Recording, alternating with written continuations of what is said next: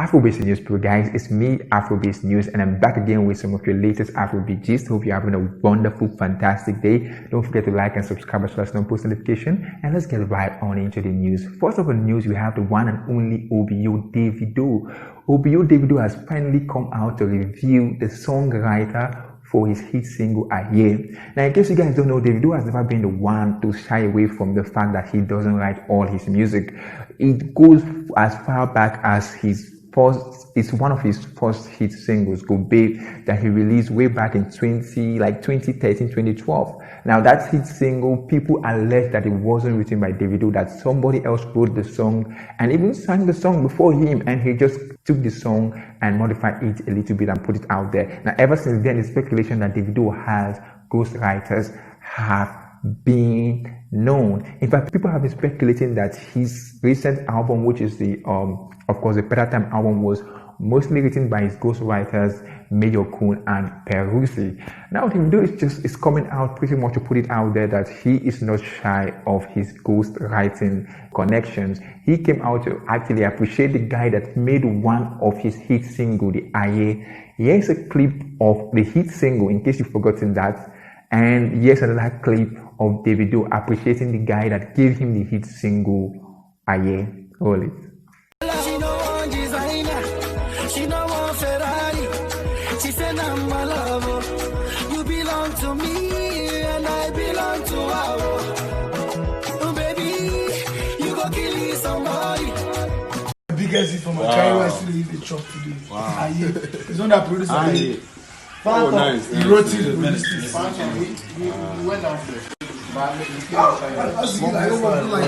Now with that, you can see that Davido actually is proud of the fact that he works with a lot of people that, you know, have good lyrical ability, and he's also not shy about giving credit to who credit is due. But I pose this question to you guys: what do you think about the fact that Davido actually has ghostwriter? Does this, in your better sense or better judgment, discredit him from being among, you know, your top 5 list or the top 5, top 3 Afrobeat artists in Nigeria? And also, does this remove him from the GOAT conversation? We all know that Davido was the one that actually came online and posted that, you know, him and Wizkid are the greatest of all time.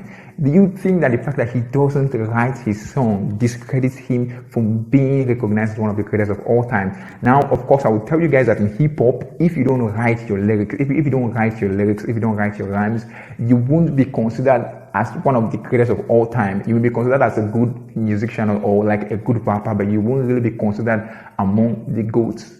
Now, but in Afrobeats, should that same standard stand? The fact that Wizkid and Burna Boy write their songs, does that give them more credit compared to Davido, who actually employ a lot of ghostwriters and work with a lot of other musicians to produce some of the bangers that we know? Me personally, I will tell you straight up, I am not bothered by the fact that Davido doesn't really write his song. I think at the end of the day, this is each right. I compare Afrobeats to pop music.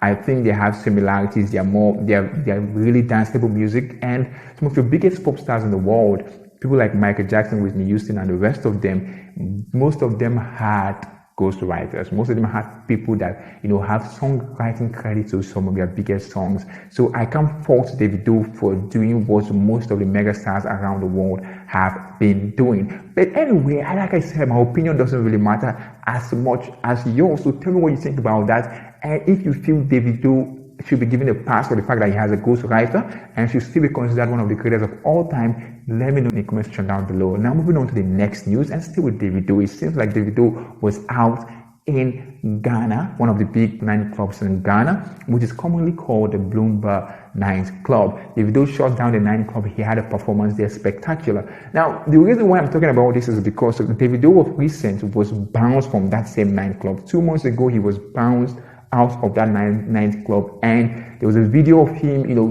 shouting at some of the bouncers and saying that he could buy 10 of that nightclub. In fact, let me just roll the video for you guys. Roll it.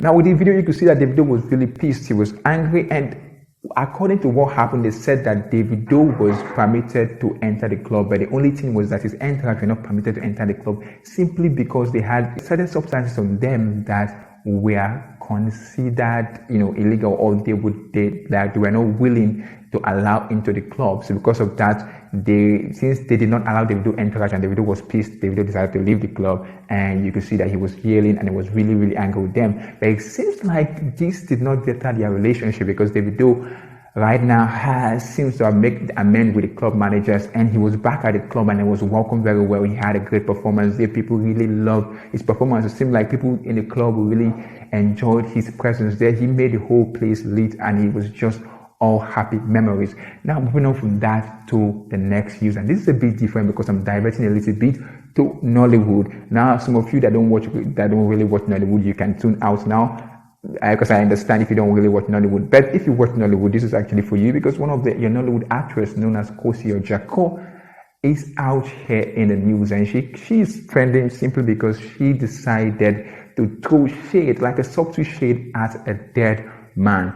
Now the man concerned is a veteran Nollywood movie producer and also a screenwriter. He died on the 25th of December out due to a seizure that occurred after night time. Anyway, that's not the real issue. Ever since his death, people have been sending condolences, especially people from the movie industry that know the guy. They've been sending condolences, and she took her time to send her condolences at the same time throw shade at this guy. She wrote this, and it's quite interesting to see what she wrote, because she wrote a lot. So she took to her Instagram and she wrote a very, very lengthy post about this guy. This is what she wrote. Mr. Chico Ejiro, I remember years back, you used to like me. I don't say no to people, I only give conditions. What changed? What made you keep quiet and watch the world tear me to shreds? During that mighty scandal, you kept quiet. I kept wondering why. I left the industry in shame, still trying to figure out where I got it wrong. Your silence killed me. I was mocked and still mocked. Just a simple yes, that sex with dogs story is part of a Nollywood movie and not porn would have preserved my sweet nature. Oh, I remember your wife slapped me on that sex with dog movie production site. Back then, my teeth never sharp. Rest in peace, dear. You're part of my history and also my birthday mate. So this Cossy Orjiakor putting it out there. In case you guys don't really understand, what happened was that Cossy Orjiakor and this veteran movie producer, they were doing a movie, and in the movie, one of the scenes involved Cossy Orjiakor actually having sexual intercourse with a dog.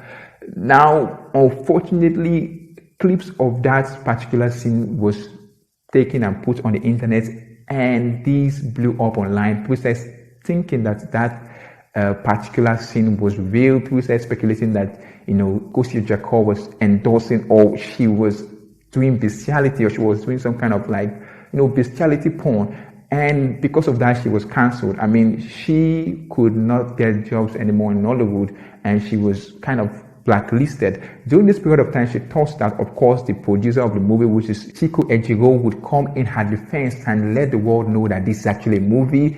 It is not a porn or a bestiality porn kind of thing. But unfortunately, the guy did not come out to speak. The guy kept quiet during that period of time, and that led to her being blacklisted and blackballed out of Nollywood. And now she's coming out to speak and say her own side of the story. Anyway, guys, tell me what you feel about this whole situation. I think I'm a bit mixed. In terms of, I think that at the end of the day, if somebody's dead, you shouldn't try to throw stones at a dead person. But at the same time, if there's something that you have to say that's very important, especially when it has to do with your image, and you're still here, probably you need to, because sometimes people try to forget everything people did, especially the bad things that people did when they died. But I don't necessarily think that should be the case. If you did do something that was really, really terrible and has to be addressed, even if you're dead, it should be addressed, and the truth has to come out. So guys, this is pretty much what I have for you guys for today. Don't forget to like and subscribe, as well as post notification, and out for now, people.